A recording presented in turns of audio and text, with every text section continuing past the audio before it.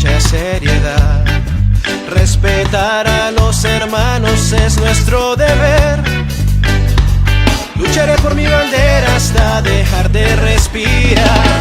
No existen otros colores que nos unan y que nos llene el corazón de lealtad.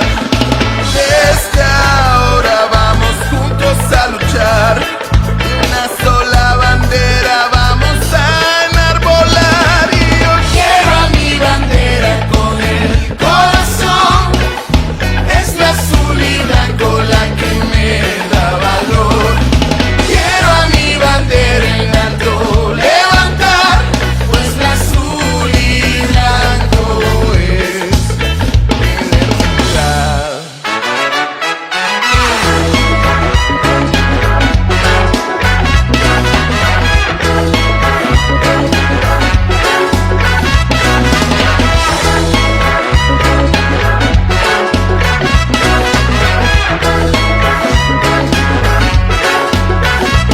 El azul de mi bandera junto al blanco A, como el suelo de mi patria que entre mares está. En su escudo los volcanes se puede observar. Junto a los mares son los símbolos de mi país. Muchas líneas de color, un arco iris, representan el camino hacia la paz. Y brillando con potente intensidad, el gorro fijo indica libertad. Y yo Quiero a mi bandera con el corazón. Es la azul y blanco la que me da valor. Quiero a mi bandera en alto levantar, pues la azul y blanco es. Quiero a mi bandera con el corazón. Es la azul y blanco la que me da valor. Quiero a mi bandera en alto levantar, pues la azul y blanco es mi identidad.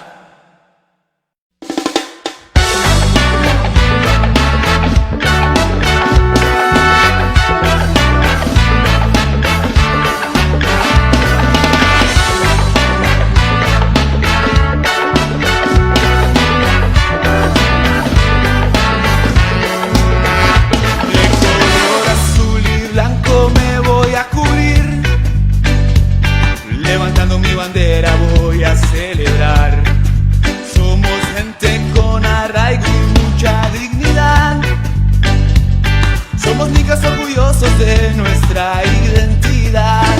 No existen otros colores que nos unan y que nos llene el corazón de lealtad. Y empuñando la bandera azul y blanco me lleno de nacionalidad.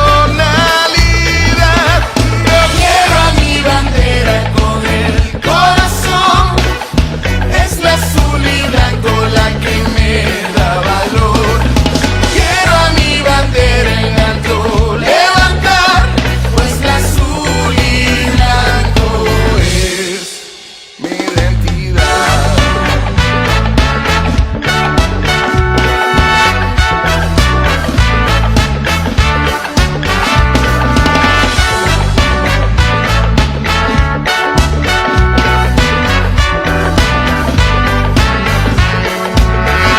La bandera de mi patria voy a defender con justicia y patriotismo y mucha seriedad.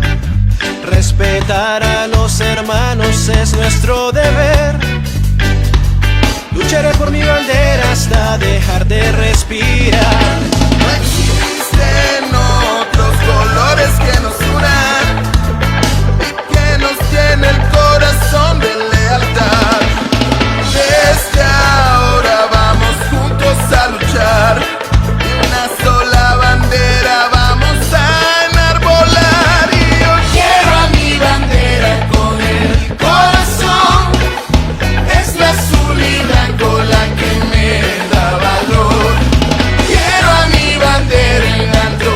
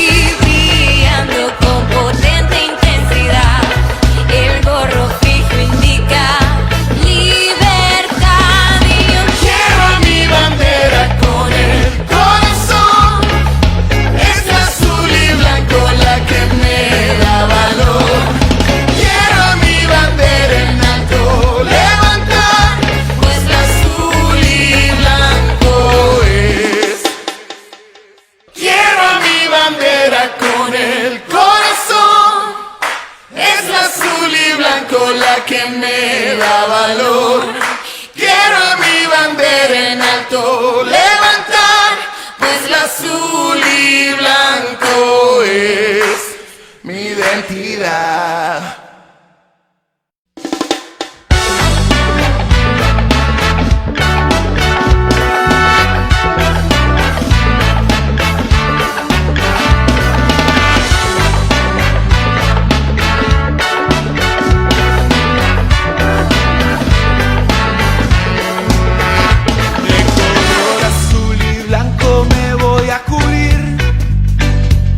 Levantando mi bandera voy a celebrar.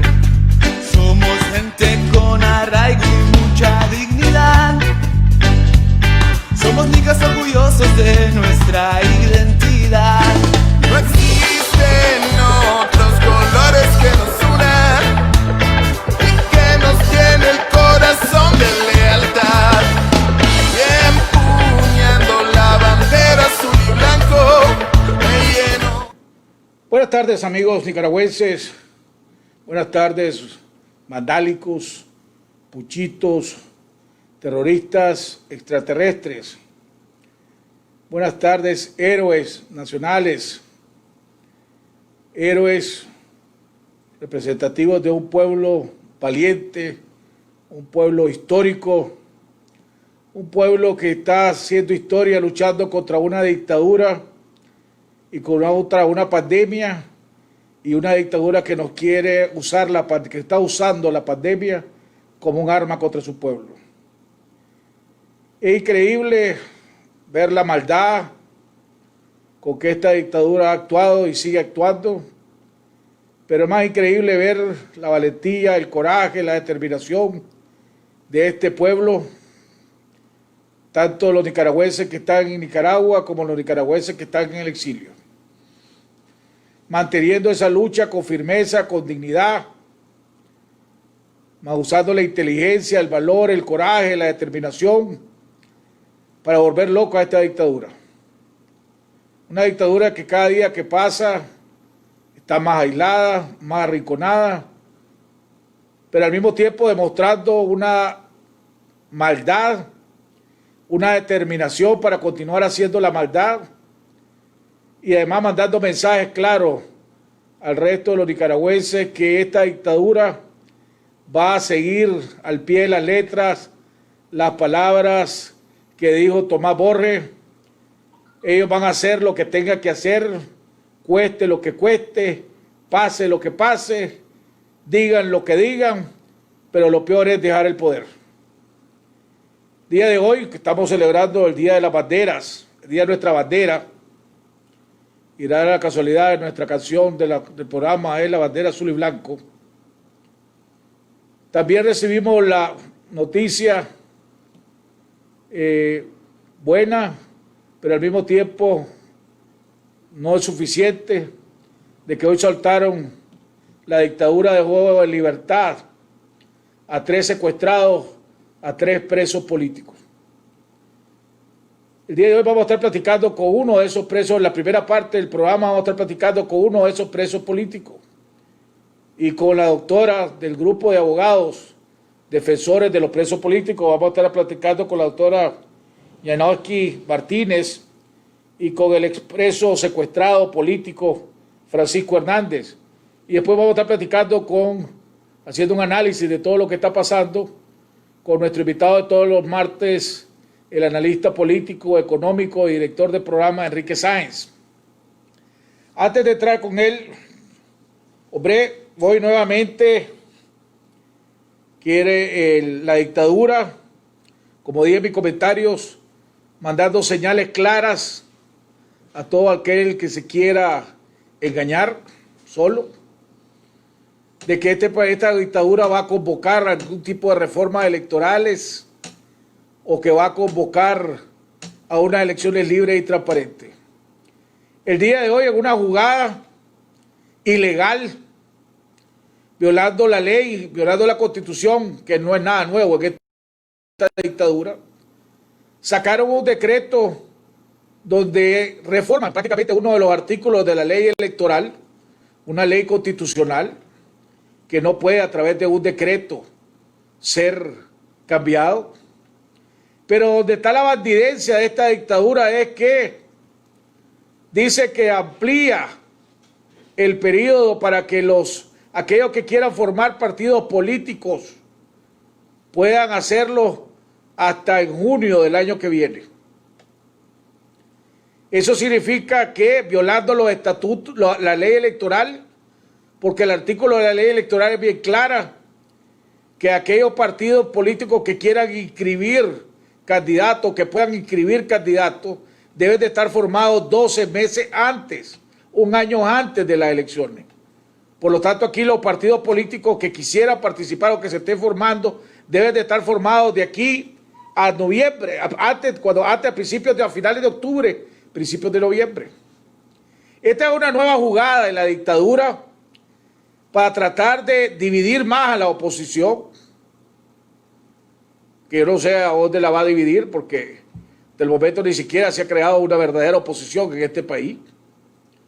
Están los compadres de Ortega en lo que se llama la coalición, pero a lo mejor eso es para ayudarle a su brother, que ahora es el coordinador de la coalición, Brooklyn Rivera, a que traten de formar un partido dentro de la coalición. Y esto además tal vez para darle tiempo a crear partidos fantasma que se presten al engaño electoral que probablemente Ortega está planeando hacer. Pero esto acaba con o por lo menos le da un fuerte golpe a aquella especulación y rumor que había salido de ellos, que el 19 de julio Ortega iba a convocar a unas reformas a la ley electoral, a unas negociaciones a la ley electoral. Esto pareciera que descarta esa posibilidad. Hoy me decían, alguien ha llegado a la dictadura o que conoce bien a la dictadura, que le había filtrado que el discurso de Ortega va a ser dirigido a sus bases, a levantarle la moral a sus bases, a levantarle y a decirle a sus bases que se preparen con esta lucha contra los golpistas, y etcétera, y los gringos y los extraterrestres, como siempre ha dicho. Pero nuevamente Ortega demuestra a los nicaragüenses, a la comunidad internacional, que las leyes y el Estado de Derecho en este país le valen un comino. Manda el mensaje claro que lo más probable es que ni siquiera haya reforma, una propuesta, una negociación para reforma a la ley electoral que garantice una transparencia en este proceso electoral. Violando la ley con un decreto, cambiando la ley electoral, que nuevo y repito es una ley constitucional. Y a lo mejor está sentando la base para hacer otras barbaridades, para ver cómo reacciona el pueblo, para ver cómo reacciona la comunidad internacional alrededor de esto. Y van a tratar de venderlo diciendo que a lo mejor esto es una oportunidad para que aquellos partidos que quieren formarse para no caer en las garras de las negociaciones de los partidos tradicionales, entre comillas, que tanto han traicionado a este país, para que digan puedan volver a tratar de organizar. Tienen desde aquí prácticamente un año, ¿verdad?, para de aquí al próximo junio, para organizar un partido. Pero reforman la fecha, pero no reforman las constituciones. Acuérdense que para formar un partido político tienen que haber asambleas municipales en todos los municipios del país, con la presencia de un delegado del Consejo Supremo Electoral. Si no, no vale, no es válida la actividad de la formación y la juramentación de esa junta directiva. Vamos a ver cómo van a reaccionar los otros. Por otro lado, quiero dar mi solidaridad con la Radio Corporación por el sabotaje que fueron víctimas, donde le volvieron a robar los cables de cobre y que impidieron la transmisión de Radio Corporación a través de AM por un par de días. Pero nuevamente la Radio Corporación sigue demostrando ese coraje y esa determinación, que en 2 días volvieron a salir al aire en AM.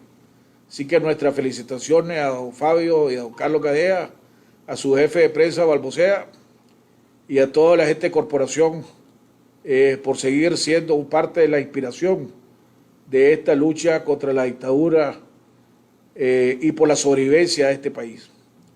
Quiero agradecer también, recibir delante de ustedes, he recibido de un grupo de ciudadanos nicaragüenses que residen en los Estados Unidos una donación de máscaras, ¿verdad? De máscaras KN95, de otras 50 máscaras de este tipo. Hemos recibido 10 de las caretas, ¿verdad? Que para que nosotros, al total son 50, para que nosotros se las pasemos a los grupos que se necesitan más. Vamos a llamar al grupo de unidades médicos, pero también vamos a llamar a la conferencia episcopal, porque nuestros sacerdotes, ¿verdad? Que están pasando enormes calamidades ahorita, porque como no hay misas presenciales, no han podido recoger de los apoyos de la limosna, de los apoyos que uno da económicos cuando uno llega a misa, y están teniendo serios problemas económicos. Y lo más probable es que no hayan tenido plata para comprarse su máscara o comprarse su equipo para protegerse del coronavirus. Así que vamos a llamar también al Monseñor Carballo, ¿verdad? Vamos a llamar a Monseñor Álvarez también, y vamos a llamar a la unidad médica.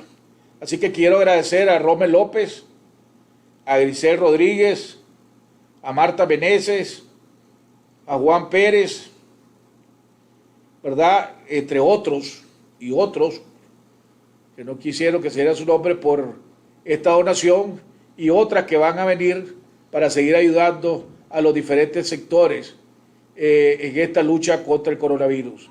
Vamos a ir a un cambio y regresamos con nuestros invitados de nuestra primera parte, la doctora Martínez y el expreso político o secuestrado Francisco Hernández. Ya volvemos. Todos los días hacemos lo mejor para darte más. Por eso ampliamos tus gigas en tu Super Packs todo incluido de Claro. Ahora con 2.2 gigabytes, redes sociales ilimitadas, minutos ilimitados a todos los Claro y minutos para hablar a todas las redes de Nicaragua y a 8 países, desde 70 Córdobas. Porque mereces lo mejor. Con Claro siempre tenés más internet que los demás. Comprobalo y pasate a Claro. Si tenemos síntomas de COVID-19, digamos no a la automedicación y sí a la atención médica. Es importante que sepamos que al ser el COVID-19 una enfermedad de reciente descubrimiento, no existen protocolos de atención médica 100% seguros. En este tipo de condiciones inciertas, es determinante que busquemos la atención oportuna de un especialista. Los médicos no tratan COVID-19. Los médicos tratan pacientes con sus historias clínicas particulares. En caso de que no tengamos recursos suficientes, utilicemos las líneas telefónicas gratuitas que han surgido para atender a las personas en necesidad. No nos automediquemos. La automedicación no solo arriesga nuestra salud, sino que nos hace gastar innecesariamente al comprar productos que no necesitamos. El miedo al estigma y al contagio en las clínicas u hospitales no deben ser factores que eviten que busquemos atención médica en estos lugares.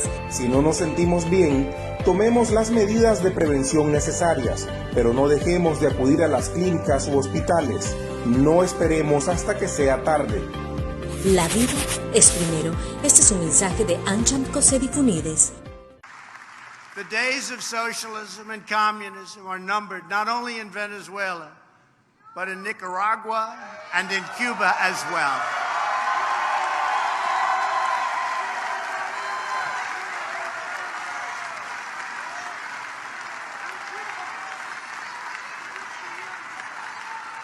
Do we love Cuba? Do we love Nicaragua?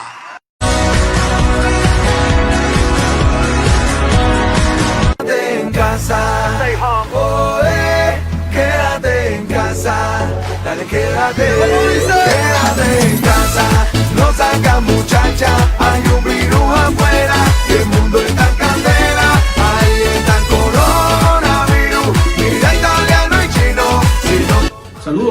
vandálicos.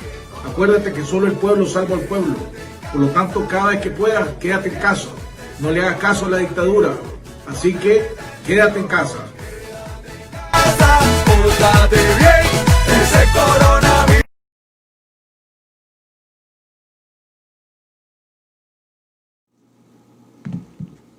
Bueno, pues, televidentes, estamos de regreso en la segunda parte de nuestro programa, en la primera parte de nuestro programa, con nuestra invitada, la doctora Martínez, representante de los presos políticos, y también íbamos a entrevistar al expreso político Francisco Hernández. Nos acabamos de dar cuenta que a última hora Francisco tuvo que retirarse y no va a poder participar con nosotros, pero sí está la doctora Martínez.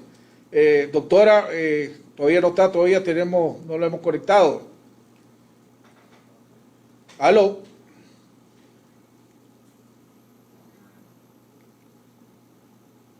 Tenemos. Doctora Martínez, buenas tardes, gracias por darnos la oportunidad de brevemente de poder saber exactamente qué fue lo que sucedió el día de hoy.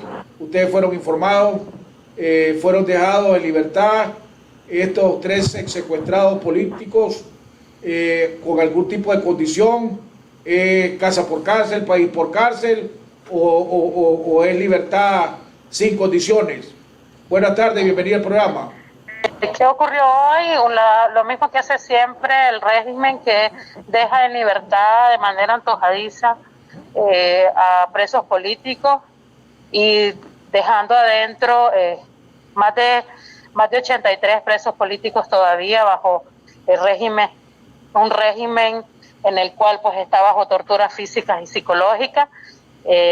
Las 2 personas a las cuales defiendo, Francisco Hernández Morales, ya había cumplido con su condena desde el 26 de junio, 10 meses fue declarado culpable y con la pena de 10 meses él las cumplió a cabalidad y nosotros inclusive comenzamos a denunciar que a pesar de haber cumplido con su condena, se mantenía en las cárceles de manera ilegal. El caso de fue procesado por tráfico de estupefacientes. No sabemos hasta el momento qué figura jurídica ellos implementaron, pero decirle que es una manera irresponsable que jurídicamente estén sin una figura el cual no soporte la calidad de liberación. Esto no es una liberación, esto es una excarcelación antojadiza, es una actitud anómala. Sí celebramos el hecho de que estén compartiendo con sus familiares, pero también seguimos con la misma premisa de exigiendo la libertad de cada privado de libertad. Ahora, ¿esto esperan más? ¿Ya habían sido informados o fue una decisión, bueno, amaneció de buena la dictadura y entonces digo, vamos a dar preso libre a estos 3 muchachos? ¿Qué información manejan ustedes? Bueno, yo no podría decir que amanecieron de buenas. Creo que esta gente jamás va a tener buenas intenciones. Creo que lo hicieron para, no sé, quizás desviar la atención, para afligir en su momento a las madres, porque obviamente las madres requieren la liberación completa de todos los presos políticos, no a medias, pero sí, obviamente la liberación de uno para nosotros es una celebración. Pero como te decía, no es liberación, es excarcelación. No existen condiciones de seguridad para los que fueron excarcelados. Francisco Hernández Morales aún, pues él no le debe nada al régimen, no le debe nada al Poder Judicial, más bien ellos le deben a él el haberlo tenido de manera 10 meses cumpliendo con una condena y siendo inocente. Esperamos la liberación, vamos a seguir exigiendo, vamos a seguir demandando a la comunidad internacional que nos apoyen con los medios necesarios para obtener la liberación completa de todos los más de 80 y pico que quedaron dentro del penal. Decía uno de los presos políticos que estaba preocupado porque se estaba organizando, el vicealcalde del sistema penitenciario había organizado un grupo de presos que esos se estaban encargando de golpear y torturar y tener reprimido a los presos políticos del sistema penitenciario. Eso ustedes ya lo comprobaron, es algo que ya fue denunciado. Mira, las torturas que sufren los presos políticos del momento de ser detenidos son físicas y psicológicas. La nueva modalidad que está utilizando el régimen dentro de los diferentes centros de detención del país es prometerle liberación a presos comunes para que agredan a los presos políticos. Inclusive, el caso de Francisco Hernández Morales fue atacado por un preso común dentro del penal, le asestaron 7 puñaladas meses atrás, estuvo muy mal dentro del hospital alemán nicaragüense y él el día de hoy volvió a denunciar las amenazas y un plan que hay dentro del penal en donde se están capacitando a jóvenes para atacar a los presos políticos. Era algo que nosotros pues ya veníamos denunciando, pero obviamente con la salida de estos jóvenes ellos han logrado contar muchas cosas, como el hecho de que los hacían, después de las visitas familiares, los hacían defecar con pastillas y los golpeaban con el objetivo de torturarlos hasta de esa manera. Evidentemente las atrocidades que sufren los presos políticos adentro son enormes.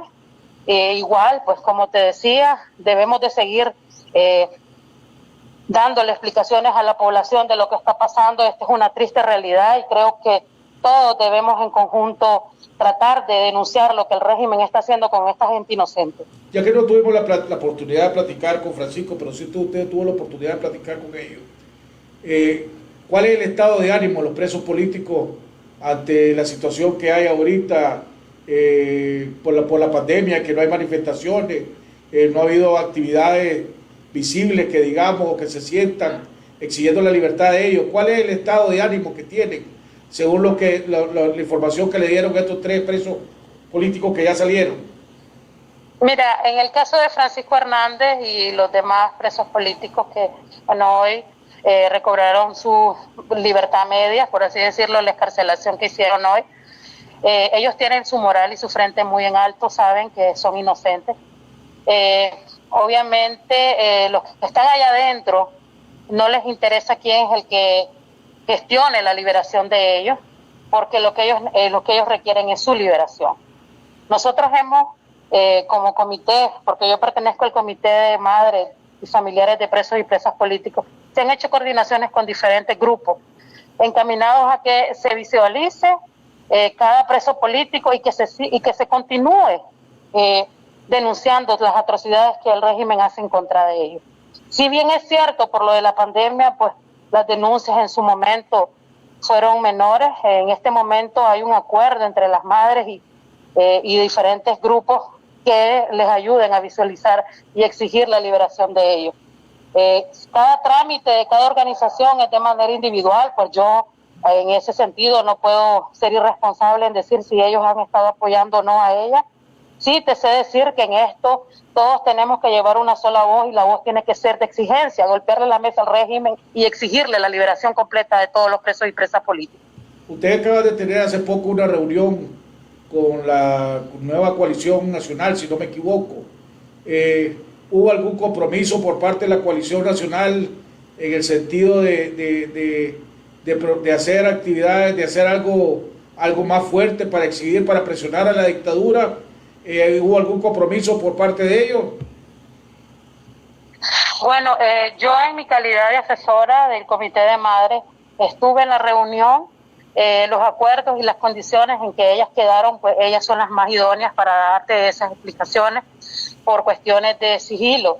Yo respeto el tipo de acuerdos que ellos llegaron, por eso no te podría dar tantos detalles. Sí, te sé decir que bueno, nosotros ya empezamos con visualizarlo, hemos tenido la colaboración de los medios de comunicación que nos habían pues de una manera u otra habían bajado un poco pues la visibilización de los presos y presas políticos. Ahora mismo estamos en la campaña de que todo nicaragüense sepa quién es el médico, a qué se dedicaba el obrero, a qué se dedicaba el albañil, porque igual nosotros queremos visualizarlos para que el pueblo de Nicaragua sepa que adentro hay profesionales, hay gente de bien para la sociedad, son gente inocente y necesitamos que ustedes los conozcan más de cerca. Pero sí, en los acuerdos que las madres, la exigencia más que todo, porque no son acuerdos, las exigencias de las madres siguen siendo la misma, que no haya elecciones sin antes liberaciones, y a eso no tenemos ningún argumento, no tenemos ninguna condición. Como asesora del Comité de Madres y Familiares de Presos y Presas Políticos, yo apoyo la posición de ellas, que no van enfocadas en que se dé una elección sin antes que serían liberados sin condiciones todos los presos y presas políticas. La posibilidad de que se convoque un paro nacional hasta que salgan los presos políticos, o por lo menos que salgan los presos políticos, que no se le dé la libertad como debería ser, eso se discutió con los miembros de la coalición, y en esa reunión con los miembros de la coalición estaban los representantes de la Alianza Cívica también, que es donde está el sector privado. Ese es algo viable, doctora, es algo que los familiares de los presos políticos les gustaría que por lo menos se discutiera esa posibilidad. Bueno, para serte sincero, como te dije, esos detalles con más y ahínco lo pueden hacer las diferentes madres que estuvieron. Pues como te digo, yo estuve en calidad de asesora y hay información por la cual pues que yo preferiría que sean ellas quienes las contesten.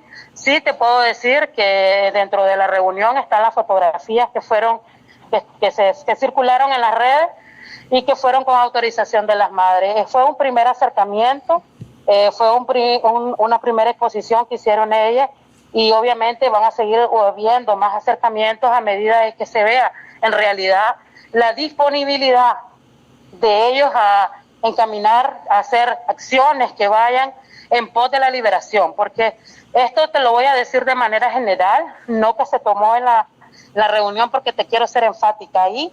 Las dos asociaciones son las que están acreditadas para dar esa información. Yo estoy en mi calidad de asesora y por ende pues debo sigilo. Son ellas las que deben de dar ese tipo de declaraciones, pero sí te puedo decir que nosotros hemos pedido a todos los sectores en general que se unan para que podamos hacer una sola exigencia, para que se puedan visibilizar los presos políticos. Y bueno, ¿qué te puedo decir de paro? Eso se ha mantenido desde el 2018, desde las primeras detenciones, nunca se ha llevado a cabo.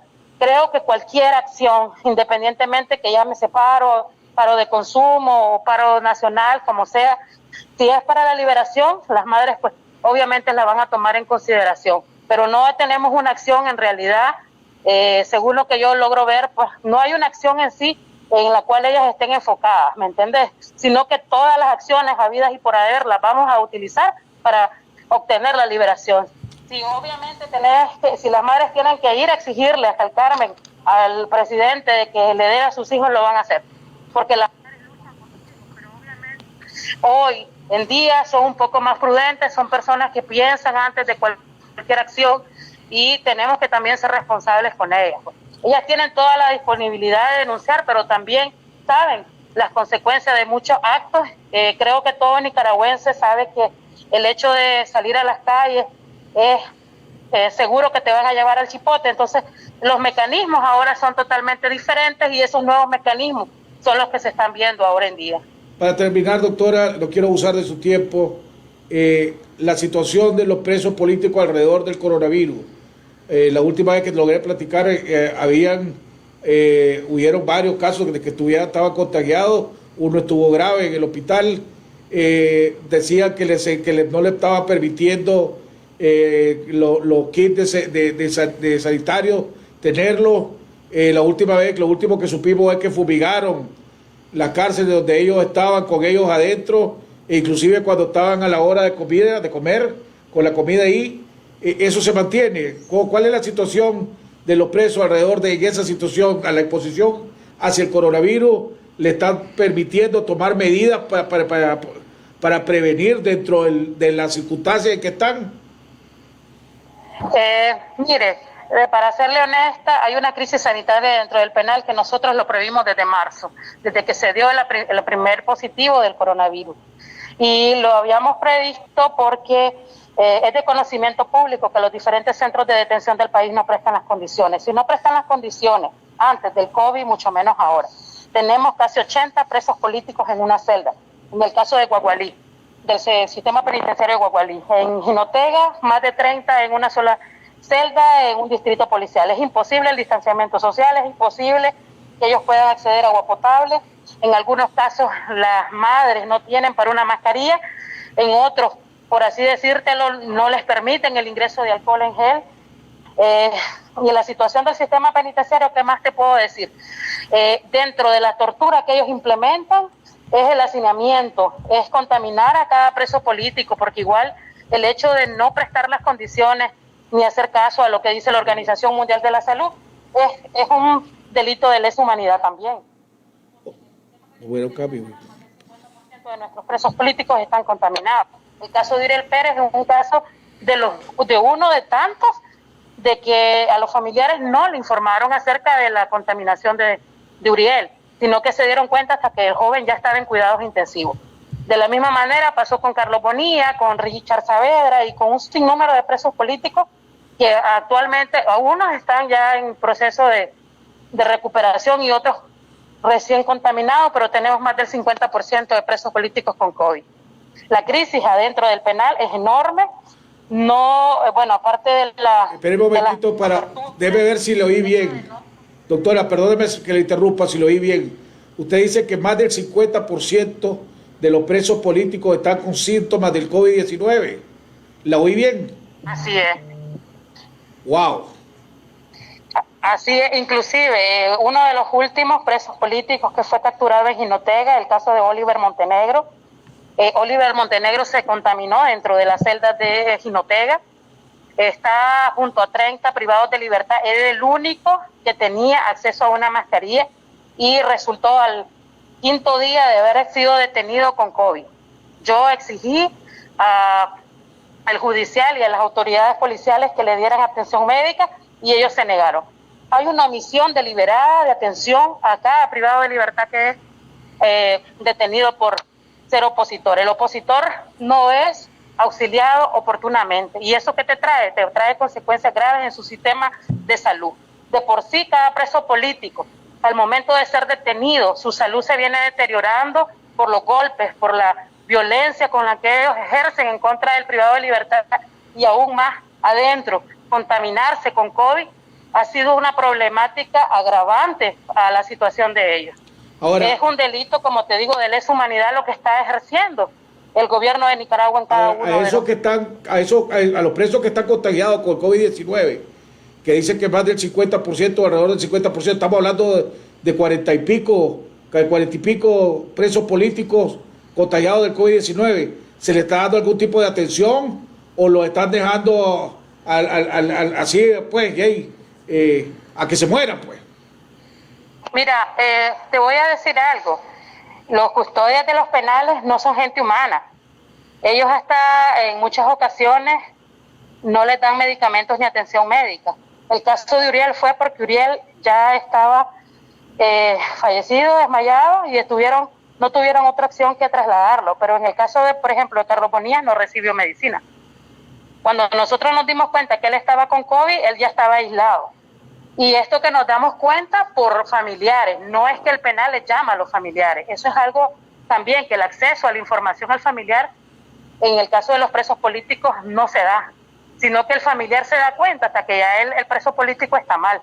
En el caso de Oliver, sin medicina y sin atención médica, hasta que yo exigí que se le diera atención médica.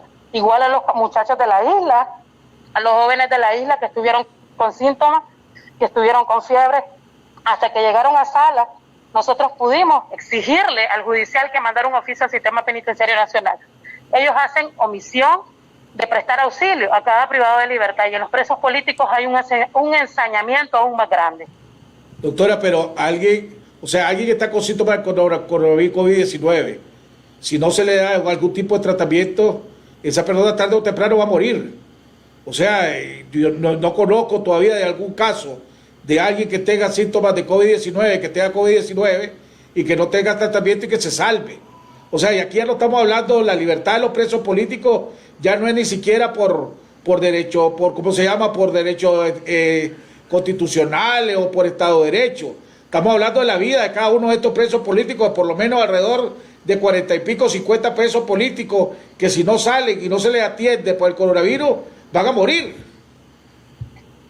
Pues evidentemente, para ser responsable, te puedo decir que dentro de todos los que nosotros hemos tenido reporte, el caso de Uriel, como te digo, él pudo sobrevivir al COVID, pero sí estuvo muy grave, y en los otros casos estuvieron muy mal, en los que se han estado recuperando, y bueno, ha habido tiempo todavía de ingresar el familiar, algún medicamento así, de manera que los guardias no se den cuenta y han podido salir adelante.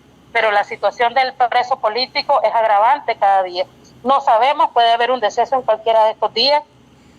Ya hay decesos de presos comunes. Nosotros llevamos contabilizados más de 20 en todos los centros penales y la cifra va aumentando. Yo sinceramente creo que aquí ya es hora de aquí de actuar. O sea, ya no es hora de comunicado, ya no es hora de pronunciamiento. Aquí estamos hablando de la sobrevivencia de 40 personas que están presos por luchar por este país, por injusticia, por cosas inventadas y por todo, y que no hagamos nada, o que no se haga nada que realmente pueda tener resultados. Con comunicados no los van a dejar libres, con pronunciamientos no los van a dejar libres. Aquí yo creo que es hora y no vamos a salir a la calle porque tampoco es caer en el coronavirus. Pero yo creo que sí, que un paro nacional hasta que saquen a los presos políticos, perdónenme, pero yo sí creo que es lo menos que puede hacer este pueblo por los presos, por los secuestrados políticos, y ahora estamos hablando de su sobrevivencia. ¿Aló? ¿Me oye, doctora? Aló, sí, escucho. Bueno, la verdad te digo que cualquier acción que encamine a la liberación, bienvenida sea, pero sí tenemos que tomar en cuenta de que donde termina el derecho de uno empieza el otro, y bueno, las madres en su momento tomarán la mejor decisión para seguir exigiendo. Sí, la petición siempre va a ser la misma, que todos los nicaragüenses nos unamos en pos de la liberación. Te digo, las organizaciones, cada una de manera unilateral, bilateral o en conjunto, pueden aportar un grano de arena. Han hecho en algunos de los casos algunos trámites a nivel internacional.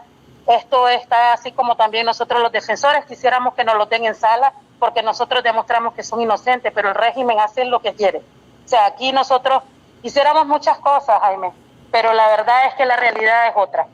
La realidad es muy dura, es muy cruel, y bueno, la voluntad del pueblo es la que tiene que imperar aquí, y la solidaridad.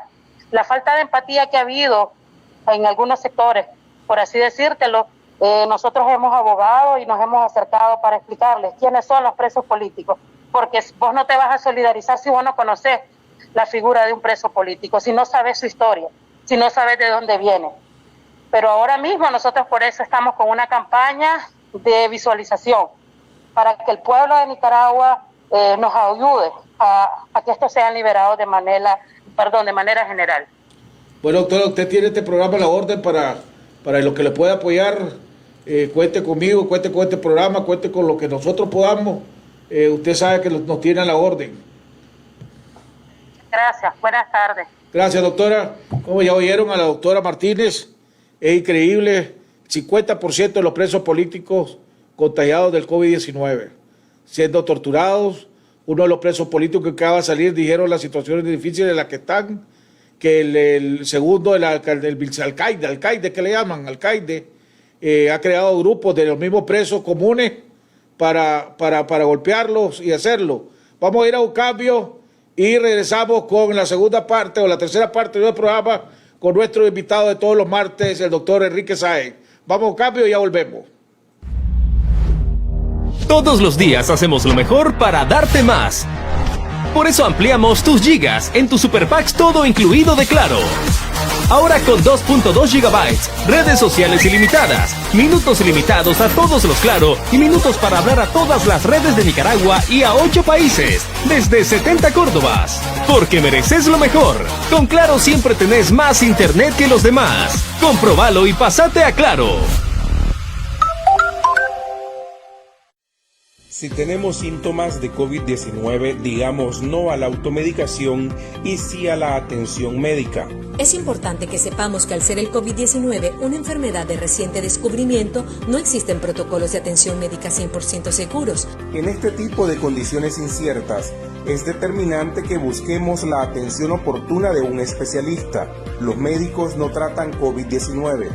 Los médicos tratan pacientes con sus historias clínicas particulares. En caso de que no tengamos recursos suficientes, utilicemos las líneas telefónicas gratuitas que han surgido para atender a las personas en necesidad. No nos automediquemos. La automedicación no solo arriesga nuestra salud, sino que nos hace gastar innecesariamente al comprar productos que no necesitamos. El miedo al estigma y el contagio en las clínicas u hospitales no deben ser factores que eviten que busquemos atención médica en estos lugares. Si no nos sentimos bien, tomemos las medidas de prevención necesarias, pero no dejemos de acudir a las clínicas u hospitales. No esperemos hasta que sea tarde. La vida es primero. Este es un mensaje de Ancham Cosedifunidis. The days of socialism and communism are numbered not only in Venezuela, but in Nicaragua and in Cuba as well.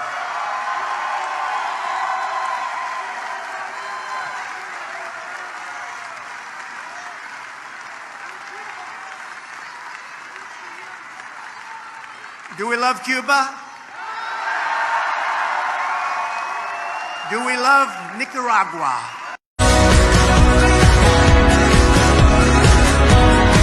Quédate en casa, quédate en casa, dale quédate en casa, no salgas muchacha, hay un virus afuera y el mundo está en candela, ahí está el coronavirus, mira italiano y chino, si no... Saludos amigos vandálicos. Acuérdate que solo el pueblo salva al pueblo. Por lo tanto, cada vez que puedas, quédate en casa. No le hagas caso a la dictadura. Así que, quédate en casa. Pórtate bien, ese coronavirus.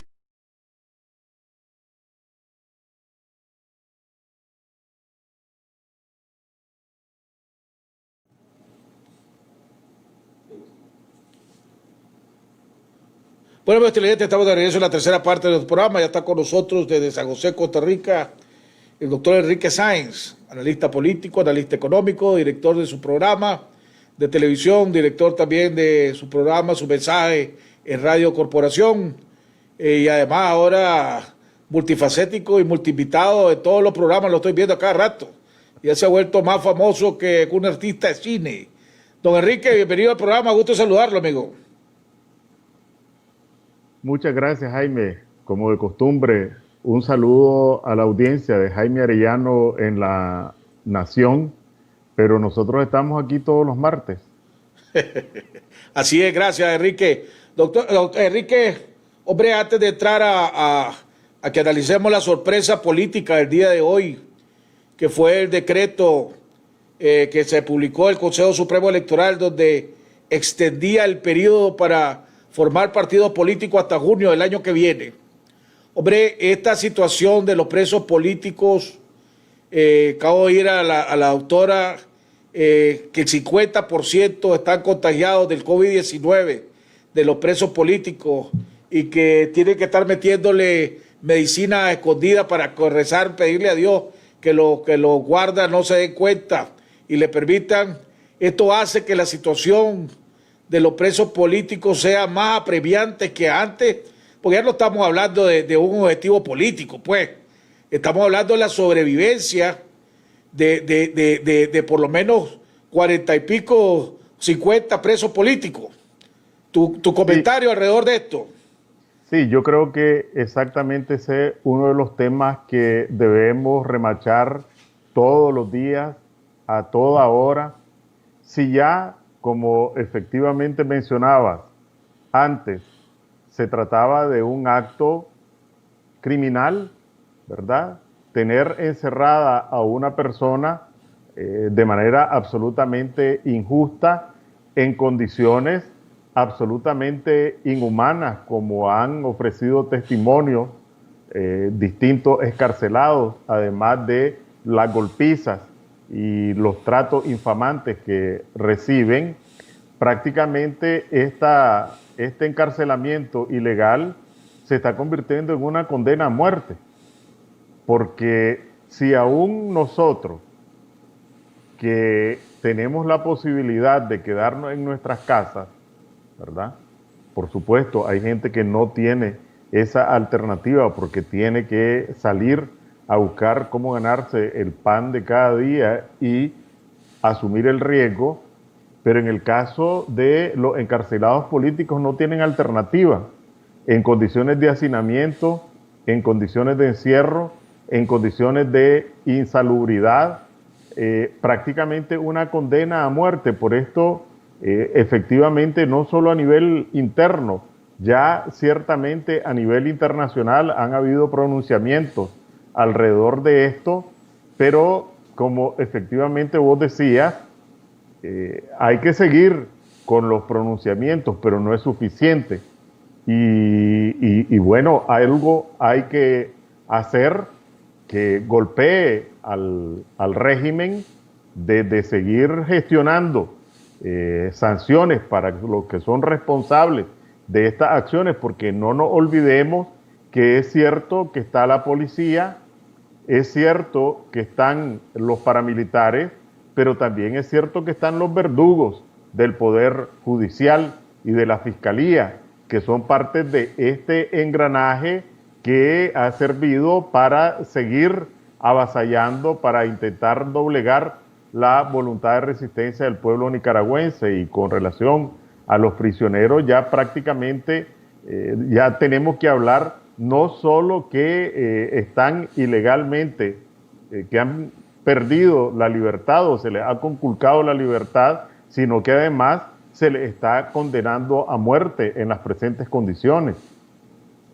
Que ojalá yo sigo insistiendo que aquí no podemos salir a la calle, pero, y lo venimos hablando vos y yo desde hace ya un par de semanas, creo que hicimos que ya era hora de que aquí se fuera pensando a un paro nacional hasta que salgan los presos políticos. Pues si de todas maneras estamos en el pico del coronavirus, está indirectamente la dictadura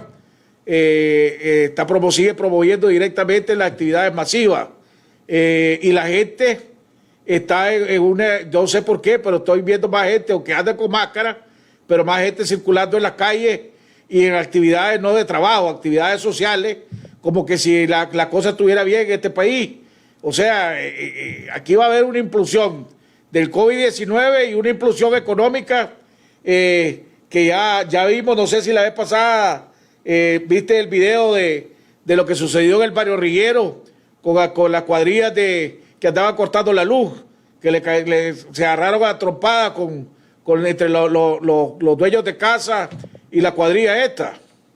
Sí, yo quisiera compartir la experiencia que se está viviendo en Costa Rica porque creo que puede servir de alguna referencia. Aquí hay que decir que las autoridades del gobierno de Costa Rica y también la empresa privada, las distintas organizaciones empresariales, tomaron medidas prudentes, tomaron medidas que tuvieron un impacto en contener los contagios, las hospitalizaciones, las muertes y los internamientos en las cámaras de cuidado intensivo, a tal punto de que Costa Rica fue puesto como un ejemplo a nivel mundial prácticamente, porque tenía tasas muy bajas.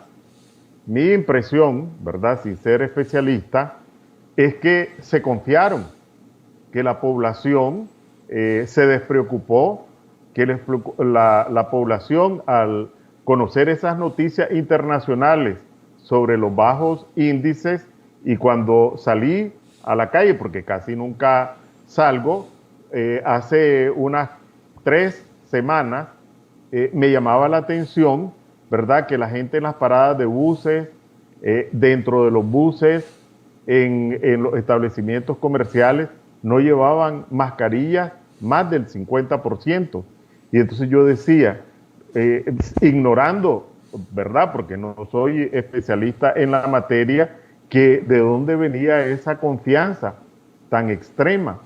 Bueno, ahora se está pagando las consecuencias de esa confianza, a pesar de todas las medidas y del sistema de salud que tiene Costa Rica, ¿verdad? Ya van por 30 fallecidos, 20 de los cuales en los últimos días ya empiezan a saturarse los hospitales, ¿verdad? Llegaron la semana pasada a 600 contagios por día. Han tenido un conjunto de medidas restrictivas de nuevo a la circulación de vehículos, a la apertura de establecimientos comerciales, pero están pagando el costo, pienso yo, de haberse confiado y haberse dormido en sus laureles. A pesar de toda la advertencia, a pesar de toda la campaña, la gente se durmió o se confió. Entonces creo que en el caso de nuestro país, dejando aparte la gente que si no vende su bolsa de agua, que si no vende su piña, no come, ¿verdad? Es decir, a los trabajadores de la economía informal, hay una cantidad de gente y uno lo ve, por ejemplo, estas carreras que se realizaron en Diriamba, que también hubo otros accidentes, y ahí la gente ya estaba en las aceras sin ningún tipo de protección. Para mencionar ese caso, ahora que el régimen está impulsando el béisbol otra vez, además de las propias actividades que ellos promueven. Hoy se reactivaban y lo traen para Managua. Todos los equipos van a jugar en Managua, aunque supuestamente solo están permitiendo 5,000 personas en el estadio, pero un estadio que tiene capacidad, ¿cuánto? 20,000, o sea, un 25% de su capacidad están permitiendo que entren. Lo que no sabemos es si van a haber 5,000 nada más, pero lo van a obligar a sentarse cada 4 sillas, cada 5 sillas, cada 6 sillas. Pero hoy se reactivó, si no me equivoco, el béisbol aquí en este país. Sí, el asunto es que cuando te expones, no es que te van a contagiar un salpullido, ¿verdad? Que te echas alcohol y ya, o algunos de esas cremas, ¿verdad? Para la piel, y se te quitó el salpullido. Aquí, una persona que se te acerque a 1 metro es prácticamente un enemigo si vas sin mascarilla, porque lo que amenaza no es que te dé un catarrito, no es que te dé un salpullido, lo que amenaza es tu vida y la de tus seres más cercanos, la de tu familia, la de tus vecinos, pero empezando por tu propia familia. En consecuencia, yo creo que igual hay que seguir remachando en la gente, porque también creo que es importante señalar que con esto de las cifras, ¿verdad? Y de ahí los hospitales no están atiborrados porque la gente se está quedando en su casa. Así es. La gente prefiere, en lugar de ir a sufrir, en lugar de ir a morir, no sabes ni a dónde la familia, a dónde te van a enterrar la gente, y tengo muchas evidencias, amistades, familiares incluso, que se dan tratamiento porque ya se ha generalizado un tratamiento de 5 días primero, otros días después. Sí, la unidad de médicos lo confirmó también aquí. Pero lo que quiero decir es que los hospitales no están saturados, porque la gente, en lugar de ir a sufrir o a morir en un hospital, se prefiere quedarse en su casa, y eso probablemente a algunas personas le dé una confianza falsa en una realidad falsa, y de esto todavía en Nicaragua ni siquiera hemos llegado a lo peor. Decía uno de los televidentes que nos está viendo que de los 36 muertos que han, los últimos 36 muertos de Costa Rica, 1/3 de ellos son nicas. Bueno, aquí se ha presentado una situación, y es que, bueno, esto hay que decirlo, ¿verdad? Porque aquí está en los medios de comunicación todos los días, ¿verdad? Y es que las primeras zonas naranjas, en alerta naranja que se colocaron, fueron en los municipios fronterizos con Nicaragua. Y allí hay una gran circulación de personas que entran y salen de manera irregular, de tal forma de que un sector costarricense le atribuye responsabilidad tanto a la irresponsabilidad del régimen como a estas entradas y salidas por la frontera, de tal manera que el gobierno, para evitar estos brotes de xenofobia, lo que da a conocer es extranjeros. Entonces, jamás han dicho que este tercio, que en realidad efectivamente es más un tercio de los contagiados, sobre todo de los contagiados, ellos solo dicen extranjeros, no dicen cuál es la nacionalidad. Enrique, ¿qué pasó con hace unas semanas, si no me equivoco, varias semanas, había una comisión de la Organización Mundial de Salud, una organización de las Naciones Unidas, una delegación de las Naciones Unidas que se había trasladado a la frontera de Costa Rica con Nicaragua? ¿Qué pasó con esas comisiones que andaban? ¿Presentaron algún informe? ¿Dieron algunas declaraciones? Porque aquí no volvimos a saber nada. Solo supimos de que andaban esas comisiones, tanto de la Organización Panamericana de Salud o la Organización Mundial de Salud y otra comisión de las Naciones Unidas. ¿Qué pasó al fin con eso? Efectivamente, se anunció por parte del ministro de Relaciones Exteriores en estas conferencias de prensa que hacen diariamente, y compareció la representante del Sistema de Naciones Unidas en Nicaragua anunciando esa acción en la frontera, y después apareció que también estaba la OPS. Realmente te ofrezco para el próximo programa indagar, porque el problema ahora es que el epicentro se trasladó a San José y sus alrededores, de tal forma de que ya los contagios en esta zona fronteriza dejaron de estar en el centro de la atención, porque ahora es lo que le llaman la zona metropolitana, lo que es el centro de los contagios, y es donde han estado concentrando la atención los medios de comunicación. Pero te ofrezco indagar, porque hasta ahora no han presentado, que yo haya conocido, un informe público sobre su trabajo en la frontera, pero voy a ocuparme de ver cómo está eso. ¿Cuál es ahora entremos a la otra noticia del día que sorprendió, que fue la que se dio público, pues la publicación del decreto del Consejo Supremo Electoral, donde extiende el periodo para poder organizar o solicitar tu personería jurídica ante el Consejo Supremo Electoral, y le da permiso hasta 5 meses antes de que se den las elecciones. Entonces se pasó de noviembre hasta junio del año que viene. Ya sabemos de la ilegalidad, que esto es ilegal porque está tratando de reformar con un decreto, una ley, un artículo de la ley electoral, y eso es ilegal. ¿Cuál es el trasfondo que vos ves de esto? Mira, yo veo varias implicaciones de esto.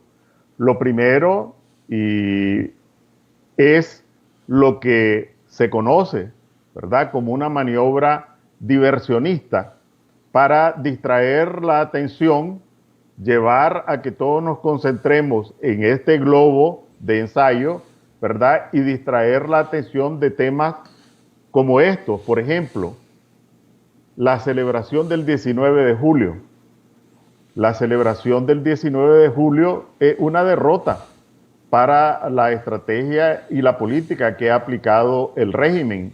Estas apelaciones a la normalidad, estas apelaciones a ningunear el impacto de la pandemia, e incluso este hecho evidente que mientras la mafia, la camarilla en el poder se protegen, ni siquiera ha sacado la cabeza Daniel Ortega en el último mes, y no ha dado la cara en acciones donde él tenía, como el repliegue, que dar la cara, y siguen haciendo llamados a los borregos, a los seguidores, para que participen en actividades presenciales.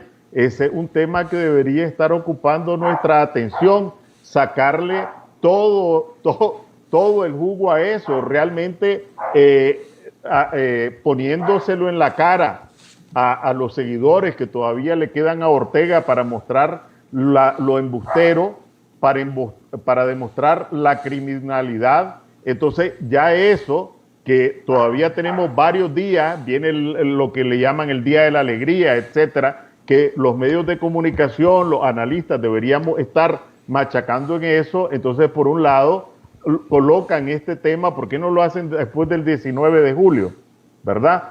Para que nosotros no le pongamos sal en la herida. Y entonces yo creo que en este primer punto no debemos dejarnos sorprender, cierto, reaccionar al tema, pero seguirle poniendo vinagre en la herida.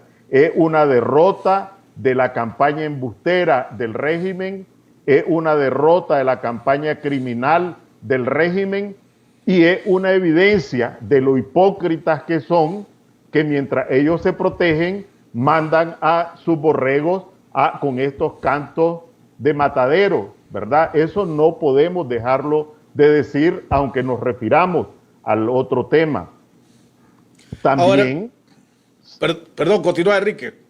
También distrae, lo que quiero decir es que no debemos centrar toda nuestra atención y estar atentos a esta maniobra diversionista. Es que se especulaba que, y ellos dejaron a entender, ¿verdad? Algunos de ellos soltaban, de que Ortega este 19 de julio podía anunciar la convocatoria de reformas constitucionales para tratar de parar posibles sanciones que todo hace indicar que van a venir hacia Nicaragua antes de que se vaya el Congreso de vacaciones de medio año.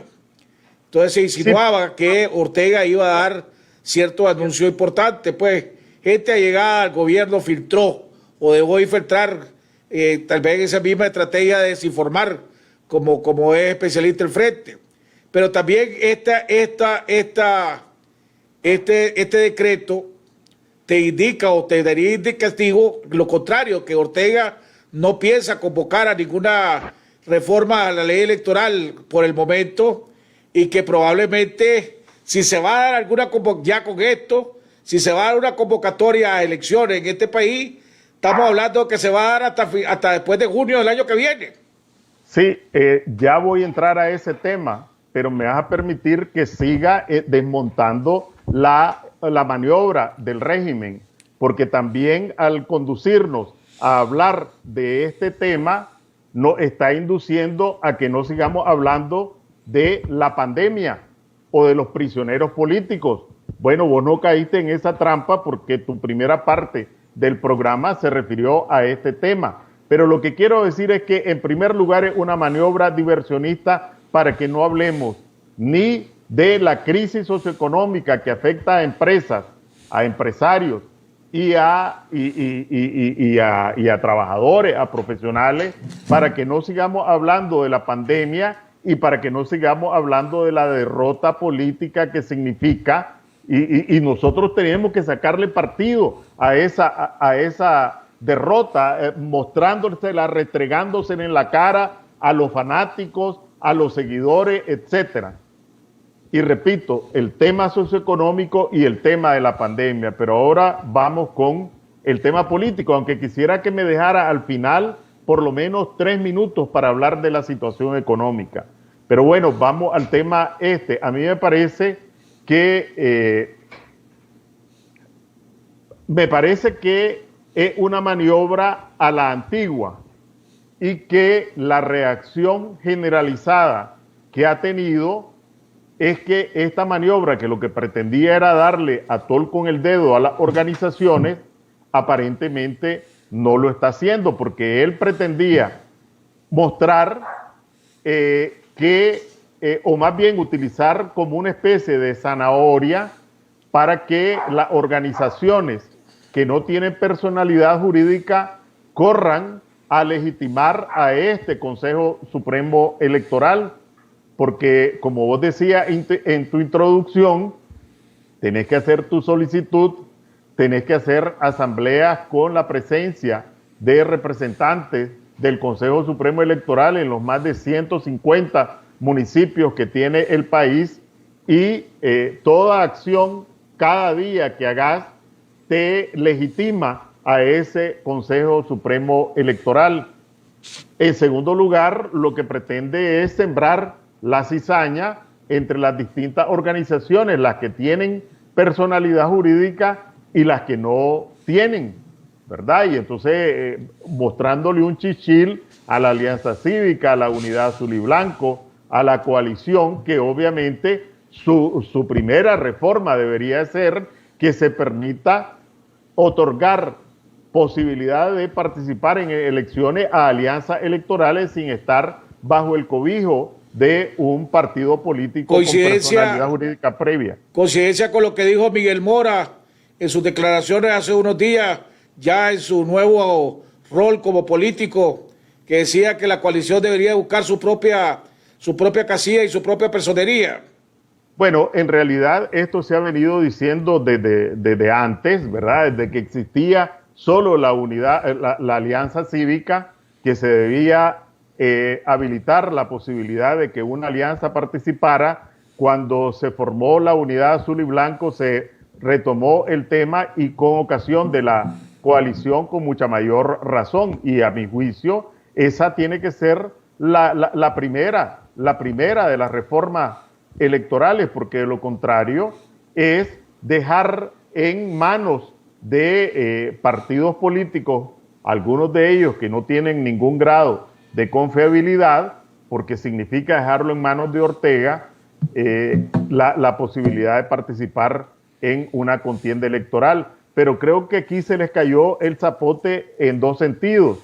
Por una parte, que de manera flagrante, de manera burda, el Consejo Supremo Electoral, con una resolución administrativa, pretende anular la ley electoral, que además no es cualquier ley, es de las llamadas leyes constitucionales.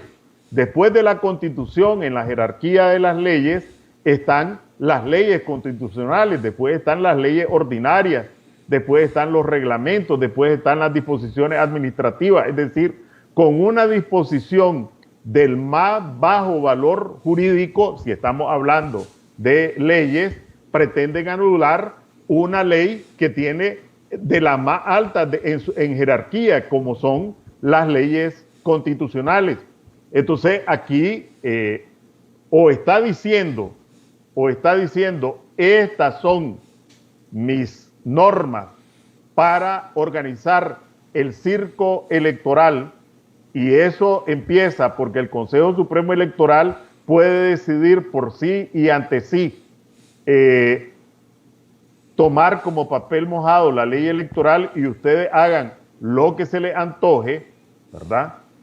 Y si es así, bueno, ya sabemos a qué atenernos, o si se les cayó el zapote. Lo que es claro es que ya empezó Ortega con su estrategia de cara al proceso electoral. En primer lugar, ya que en el 2021, ya que es con ese Supremo Electoral que empezó a actuar, un Consejo Supremo Electoral que su primer paso es violentar la misma ley electoral y con la pretensión de generar ambiciones y alentar contradicciones en este proceso trabajoso, difícil que hay en distintos espacios de buscar cómo acercarse. Este campanazo que dio el Consejo Supremo Electoral el día de hoy, y me voy a referir a la coalición nacional, debería de ser un mecanismo para que lo que ha extinguido a la coalición nacional hasta el momento ha sido que ahí se han estado peleando y han estado discutiendo y debatiendo alrededor de quién controla la coalición, quién toma las decisiones para la hora de los procesos electorales, para ver quién va a escoger los candidatos, cómo se van a escoger los candidatos, en qué casilla se va a correr, etcétera. Yo veo esto, que lo dije en mi comentario, que Ortega ya decidió seguir con lo que las palabras de Tomás Borges. Él, pase lo que pase, digan lo que digan, cueste lo que cueste, el poder no lo voy a soltar. Entonces ya no debería la coalición y los que están en la coalición darse cuenta que aquí elecciones libres y transparentes con Ortega no van a haber. Por lo tanto, todos esos pleitos que se están teniendo para ver quién controla más, quién tiene más votos, amarrémonos vos y yo, etcétera, etcétera, eso no sirve para nada, porque aquí no va a haber elecciones libres y transparentes, solo que querrá ser zancudo, pues, y ser uno de esos partidos zancudos que se van a prestar a esto. ¿O estoy equivocado, Enrique? Bueno, a mí me parece que por lo que uno escucha, hay distintas posiciones, ¿verdad? Evidentemente hay quienes apuestan a elecciones, y lo han dicho, aún sin condiciones, y lo han dicho públicamente. Así es. Que apuestan con elecciones y no llegan hasta qué tipo, cuáles son las líneas rojas en cuanto a condiciones electorales. Y hay unos que claramente dicen que sin condiciones no van. A mí me parece que después que pasaron el Niágara en taburete con la firma de esta arquitectura, que se pasaron más de 4 meses discutiendo, yo lo escribí en uno de los artículos, ¿verdad? Repartiéndose unos cargos ilusorios, ¿verdad? Y otros peleándose una silla para estar en una sala, y la casa ni siquiera se ha terminado de construir, porque la coalición es un edificio en construcción al que cuando en las casas que le ponen, no estamos hablando de edificios, sino que las casas de un barrio le ponen el arranque, ¿verdad? Le hacen una zanja, le ponen pues, o piedra o bloque o lo que fuera para hacer el arranque. Y entonces ni siquiera están las paredes, ni siquiera están los pilares, mucho menos el techo, y se están peleando por las sillas de la sala de una casa que no existe. Pero bueno, creo que... Pero Enrique, hombre, tal vez que yo ya todo puede...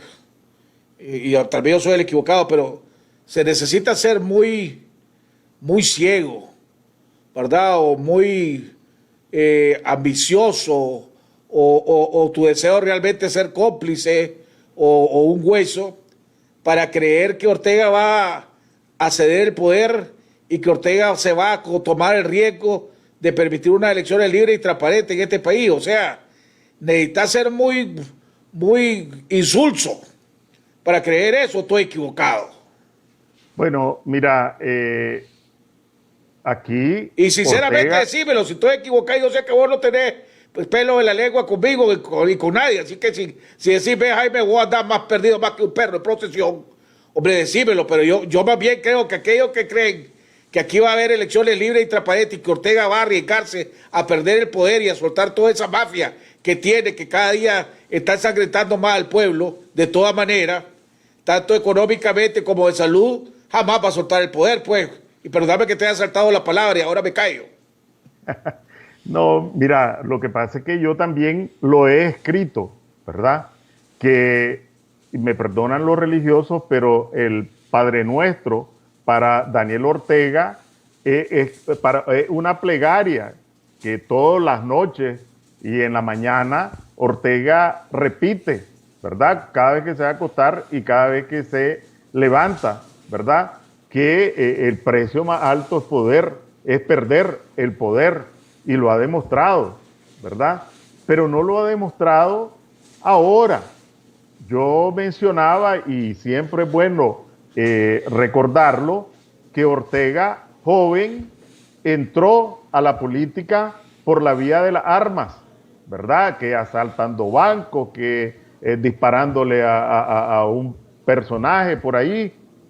Estuvo preso y salió en libertad por una acción armada, ¿verdad? Que fue el asalto a la casa de Chema Castillo en 1974. Llegó al poder en 1979 por una insurrección armada. Se mantuvo en los 80 en medio de una guerra que desangró al país decenas de miles de nicaragüenses, ¿verdad? Entregó el poder en 1990, en algún momento podemos hablar de esas condiciones, pero no por una concesión graciosa, ¿verdad? No es porque él quería la democracia, no es porque consideraba que las elecciones eran la forma civilizada de resolver los problemas, sino que porque estaba acosado en el gobierno, en el establishment norteamericano, en el Congreso, se estaba discutiendo si se continuaba la ayuda militar o si se daba ayuda humanitaria para la reintegración de la resistencia. En el caso de Centroamérica había ruptura de relaciones diplomáticas con El Salvador porque el ejército salvadoreño se había bajado un avión cargado de lanzacohetes. Estaba a punto de romperse la relación. Pero dame que te interrumpa, Enrique, pero la principal razón que Ortega fue a esas elecciones porque él creía que las iba a ganar. Sí, no, pero además porque habían 22,000 hombres y mujeres también armados, ¿verdad? Entonces no es porque tuvo una concesión, pero a lo que voy es que él después entregó el gobierno, pero no dejó de utilizar la violencia cuando estuvo en la oposición. Aquí todos vimos buses quemados, propiedades destruidas, tranques, azonadas, paros y muertes. El Frente hizo presidenciable a Arnoldo Alemán.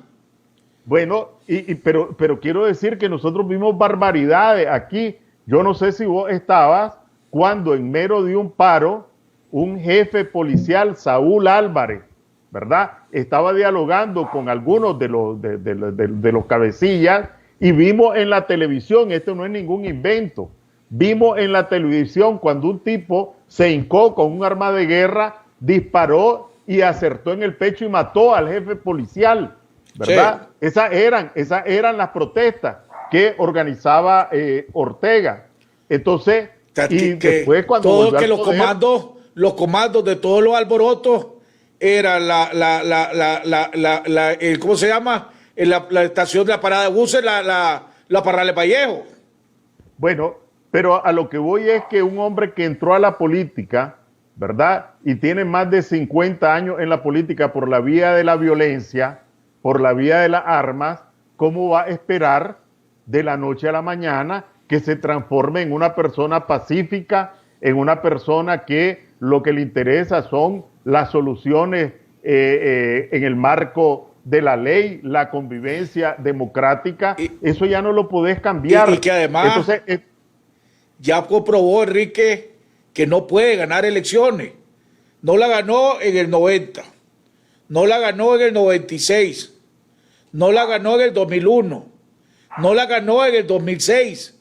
Después de las declaraciones que dio Eliseo Núñez, donde él dice que él fue a negociar y que hubo una negociación de 3 bandas y que él fue parte del equipo de Eduardo Montealegre que fue a negociar y que hubo una negociación entre Ortega, Arnoldo Alemán y el equipo de Montealegre, ¿verdad?, para que uno reconocían a Ortega, el otro le daba el segundo lugar y al otro le daba más diputados. Eso lo dijo Eliseo Núñez y dijo que él estuvo en las negociaciones y que por eso las negaba y que el compromiso era que ya se aceptara y se parara de contar el 8 o el 9%. Entonces, realísticamente hablando, Ortega no ha ganado ninguna de las elecciones en las que ha participado, ninguna. O sea, o la ha perdido o ha tenido que hacer ese arreglo a 3 bandas como se hizo en el 2006 y ya no digamos los fraudes restantes, pues donde era un pleito, unas elecciones de burro amarrado con tigre suelto. Bueno, que todavía no sabemos, ¿verdad? El 8% de los votos del 2006. Así es. ¿Verdad? Que lo que sí ya sabemos es que hubo una negociación ahí. Y nadie, bueno, hay quienes saben, pero no lo han dicho qué es lo que pasó, de quién eran esos 8. Entonces solo doy estos antecedentes para reforzar tu punto de partida con mi conclusión, ¿verdad? Ortega no va a ceder 1 centímetro que no se le arrebate. 1 centímetro que no se le arrebate. Y allí tiene que ver la comunidad internacional, pero tiene que ver también lo que se haga internamente. porque, y aquí caigo en otro de los puntos que vos mencionabas, y voy a caer en el punto que quiero caer, que es el tema económico, ¿verdad? Aquí el COSEP dio a conocer un estudio que hizo con la Organización Internacional del Trabajo, con la OIT, sobre cuál era la condición empresarial, la condición de la empresa con la pandemia. ¿Cuáles son algunos de los datos de ese estudio del COSEP? Uno, que el 53% de las empresas de la economía formal se encuentra o paralizada, porque tuvieron que parar, o semi-paralizada. ¿Cuánto desempleo y subempleo significa eso? Pero otro dato más pavoroso, que es tal la situación de precariedad que están pasando las empresas nicaragüenses, que el 40% de las empresas consultadas declaró que tenían la necesidad de despedir más trabajadores, y además declararon que la principal causa de esa precariedad de la empresa es que no podían vender. Y me vas a permitir, Jaime, solo por hacerme el favor, ¿verdad?, de leer un párrafo del último informe del Banco Central. El último informe del Banco Central, que ya sabemos que no informa nada, ¿verdad?, se refiere a el comportamiento económico del país en el mes de abril. Y aquí no voy a inventar nada. Voy a leer y a invitar al que dude de mis palabras que vaya a buscar ese informe del Banco Central.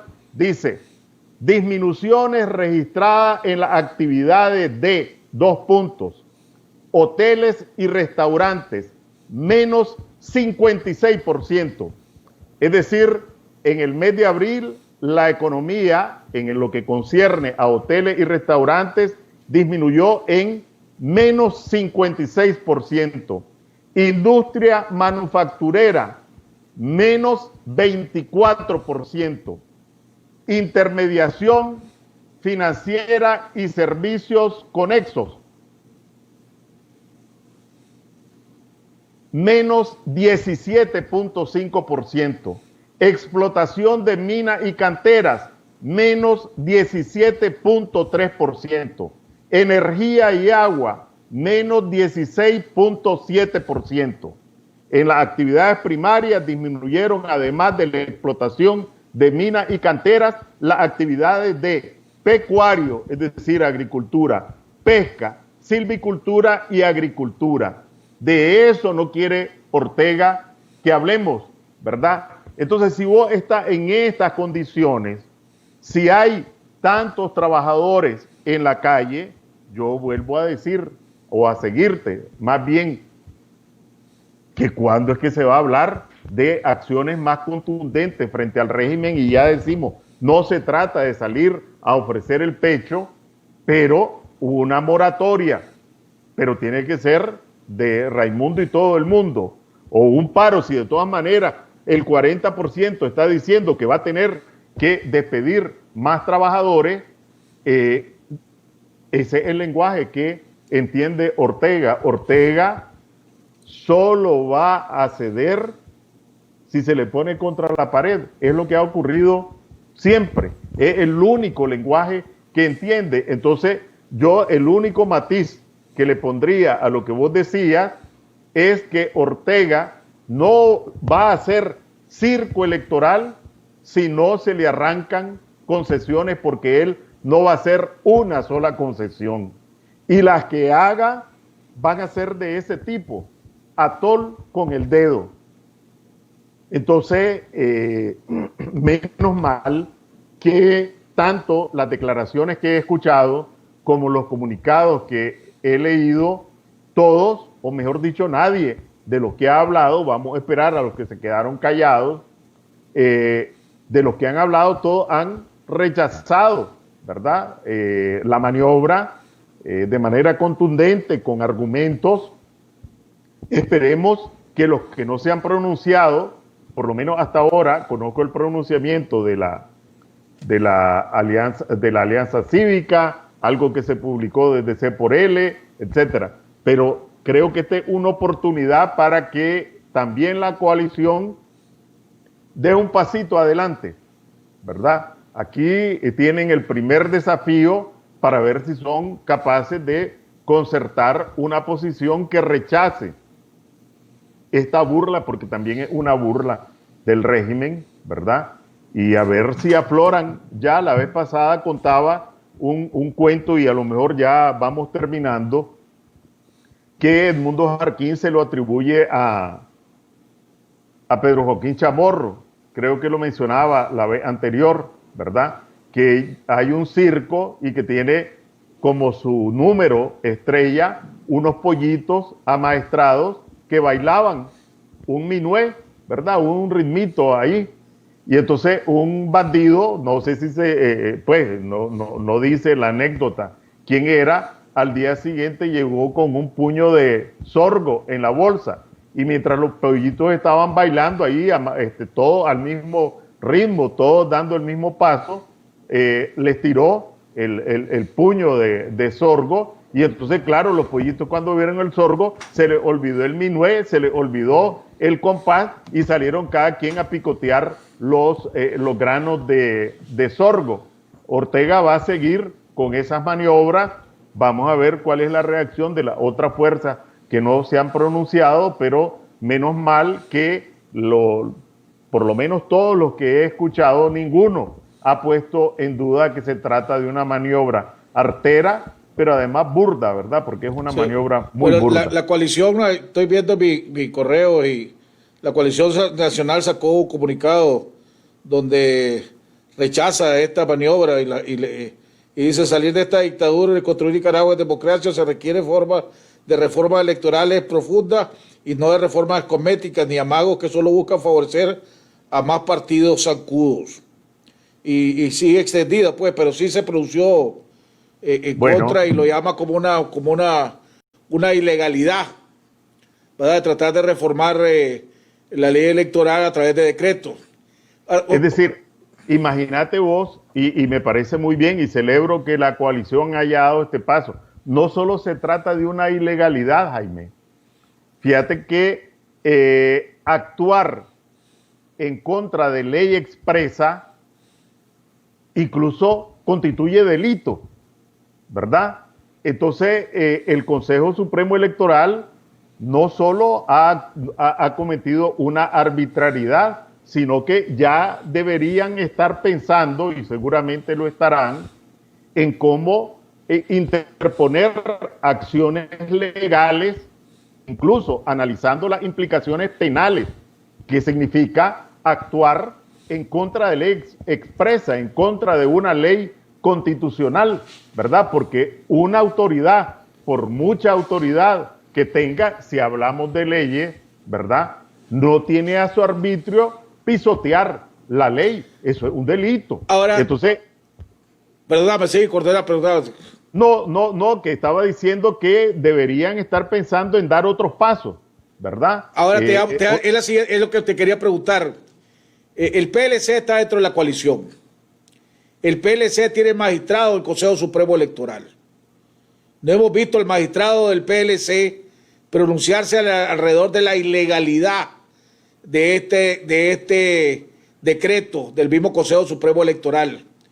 No debería de exigírsele al PLC que su magistrado, ¿verdad?, que está activo, no es que se fue, ya no pertenece al PLC, es activo, llega y todo lo demás, se pronuncie al respecto y denuncie, porque tendría impacto mediático nacional e internacionalmente que un mismo magistrado del Consejo Supremo Electoral diga que ese paso del Consejo Supremo Electoral es ilegal. Pero yo creo que no solamente los miembros de la coalición, que efectivamente allí la posibilidad de dar pasos de carácter legal frente a quienes están violentando expresamente una ley constitucional, pues allí tendrá que decidir, ¿verdad? Pero yo creo que nosotros igual no necesitamos ser miembros del PLC para emplazar, ¿verdad? Porque ahí, si estamos en la oposición y estamos apostando por la oposición y hay presos y hay exiliados y hay todo tipo de sufrimiento, ¿verdad? Vos no puedes estar abanicándote aquí y abanicándote allá, pero no solo con el Consejo Supremo Electoral, también con la Contraloría, también con la Corte Suprema de Justicia. No, así estamos claros, bueno, pero yo decía porque, pues, o sea, yo cuestiono, y yo dije claramente que la coalición no puede representar algo nuevo y esperar que va a ser algo nuevo con los mismos actores de siempre. Entonces no podés, y hemos visto en la coalición una actitud complacista y cómplice, diría yo también, al permitir, por ejemplo, que Miguel Rosales firmara el acta constitutiva de la constitución de la coalición, cuando están en un problema de que todo el mundo sabe que Alemán puso dedazo y ha hecho las cosas como ha querido en el PLC, y la coalición se ha quedado callada, haciendo aquel dicho, bueno, será ladrón, pero es mi ladrón, será dictador, pero es mi dictador, ¿verdad? Si está conmigo me quedo callado, si está en contra te denuncio. Entonces, entonces, a esos cuestionamientos que no solo lo hago yo, lo hace muchísima gente, ¿verdad? Y lo hemos visto en la encuesta y lo hemos visto en la votación que se dieron aquí, cuando la encuesta dice nada de lo que me han ofrecido me llama la atención. Pero para decirle al PLC, probame realmente que querés cambiar, que no solo sean perdoname, porque en un momento dado le van a llamar la coalición del perdón, ahí, porque todos los que están ahí están pidiendo perdón, ¿verdad? Le van a llamar la coalición del perdón. Decirle al PLC, hombre, o que tus magistrados se pronuncien, o expulsarlos del partido, o que tu contralora se pronuncie, y digo esto también la contralora porque a la de Camoapa, a la alcaldesa de Camoapa, solo porque estaba tomando medidas sanitarias para proteger a su población, la Contraloría le mandó auditoraje para tratar de chantajearla de esa manera, y entonces vimos al representante o la representante del PLC en la Contraloría que no dijo nada. Entonces aquí tengo un momento de decirle al PLC, hombre, demostrar realmente que sos oposición y querés ser oposición en este país, ¿o estoy equivocado? Bueno, yo no tengo más que suscribir porque tengo, pues, es público cuál ha sido el comportamiento del PLC y si están en la coalición, si han declarado tener la voluntad de trabajar por la democracia, pues eso no es a nivel de discurso, eso es a nivel de hechos.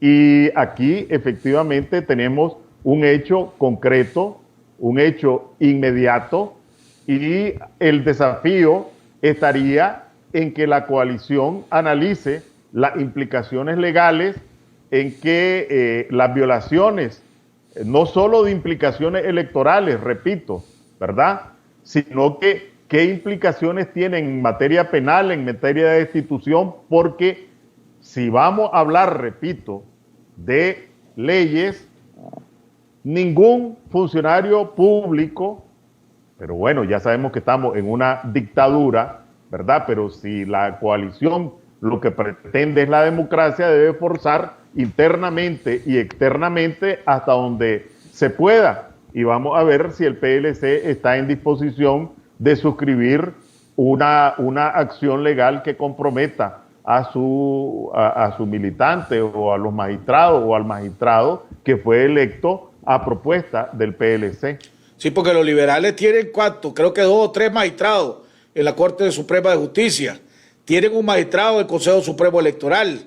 Tienen un montón de jueces en el sistema judicial, ¿verdad? No sé cuántos jueces tendrán en el Tribunal de Apelaciones, ya no me acuerdo, pero en la Corte Suprema de Justicia creo que son 2 o 3 que todavía tienen. Sé que el Consejo Supremo Electoral tienen a 1. Y entonces hay que exigirle, ¿ve? O el PLC, o que se pronuncie tu magistrado diciendo que esa es una ilegalidad, como lo hizo el magistrado en el Consejo Supremo, en el Tribunal Supremo Electoral de Venezuela, que dijo que las elecciones no eran transparentes para papá. Después se lo volaron, pues, lo corrieron del puesto, lo destituyeron, pero se pronunció, ¿verdad? En Bolivia también lo hicieron. Entonces yo creo que que lo menos que se le puede pedir al PLC es, hombre, empezar a demostrar que realmente querés cambiar la cosa, porque no es solo que salga en un video pidiendo perdón y ya que con eso, ok, vamos a olvidar todo lo que ha hecho. Por lo menos eso es lo que yo creo, y no creo que pedir eso o decir o sugerir que se haga eso es ser divisionista. Bueno, comentarios finales, Enrique.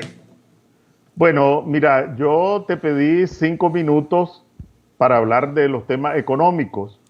Te lo voy a multiplicar por 3 para que el próximo martes hablemos de los temas económicos 15 minutos, ¿verdad? Porque no podemos ir dejando este tipo de temas que Ortega oculta o manipula información y aún la que publica la dejamos pasar. Y entonces te voy a pedir que hablemos de la herencia nefasta que está dejando Ortega con el tema de la deuda. Ese queda comprometido que ese es el primer tema. Bueno, pues, entonces quedamos con ese compromiso y esa sería la última expresión. Una última pregunta, perdóname.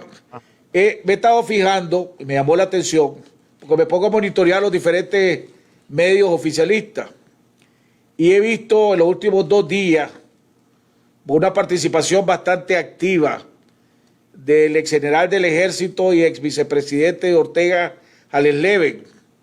Y hoy inclusive en uno de los programas que tuvo, de uno de los traidores más grandes de la contra que ha tenido, pero no voy a mencionar nombre, ya todo el mundo dice, y lo digo lo más grande en doble sentido, ¿verdad? Por el tamaño y por la traición.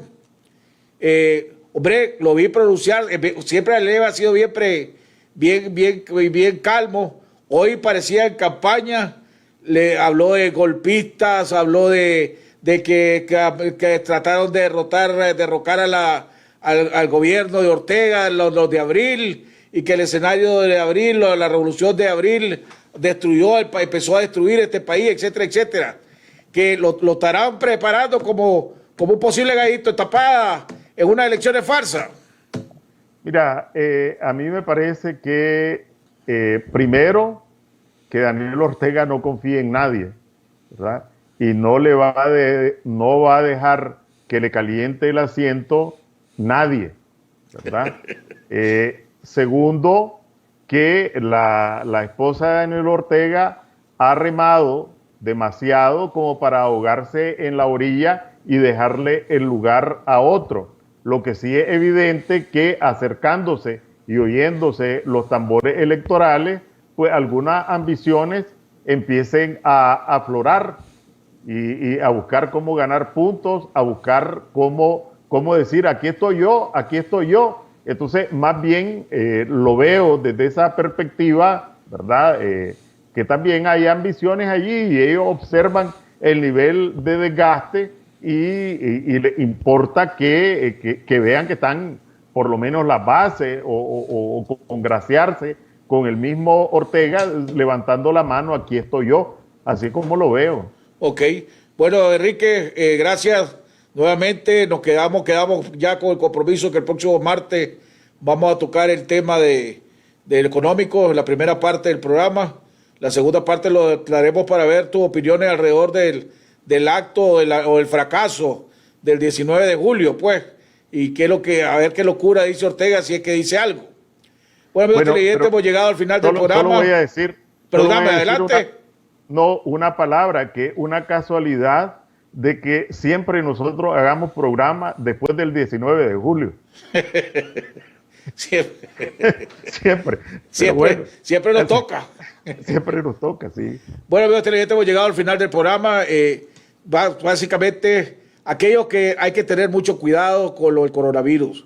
Entonces, veo con mucha preocupación que hay mucha gente que se está confiando, hay mucha gente que está saliendo y que está llegando a los restaurantes, que está yendo a los bares, que está volviendo a reactivar una vida social que no es el momento de hacerla. Hemos visto, sigamos el ejemplo, este pueblo ha sido bien inteligente. Veamos los ejemplos que han sucedido en otras partes del mundo. Veamos los ejemplos que han sucedido en las ciudades de los Estados Unidos. Aquellas ciudades que de repente quisieron volver a la normalidad sin ver las precauciones. El repunte del coronavirus ha sido extraordinariamente dañino. Para eso, veamos la ciudad de Miami, no vayamos tan largo. Tuvieron que entrar de nuevo a cuarentena obligatoria porque se entraron a la normalidad, creyeron que estaba en la normalidad y se les disparó el coronavirus. Aquí en Nicaragua estamos todavía, no hemos llegado todavía a la curva, estamos en lo más peligroso que hay. Que no estén los hospitales colapsados totalmente porque están llenos. Es porque la misma gente no confía en el sistema de salud, porque la misma gente se está quedando en su casa y está recibiendo atención médica a través de los médicos. Y por eso es que lo denunciaron la vez pasada, médicos de la unidad médica, de que el Ministerio de Salud le estaba obligando a que se levantara un expediente de todos los pacientes que ellos atendieran fuera, porque sabe que la mayoría lo está haciendo así. Entonces yo le hago un llamado para que no caigan en la trampa de creer que esto está volviendo a la normalidad o que estamos ni cerca de volver a la normalidad. Que Dios los bendiga y nos vemos mañana en otro programa aquí en Jaime Arellano en La Nación.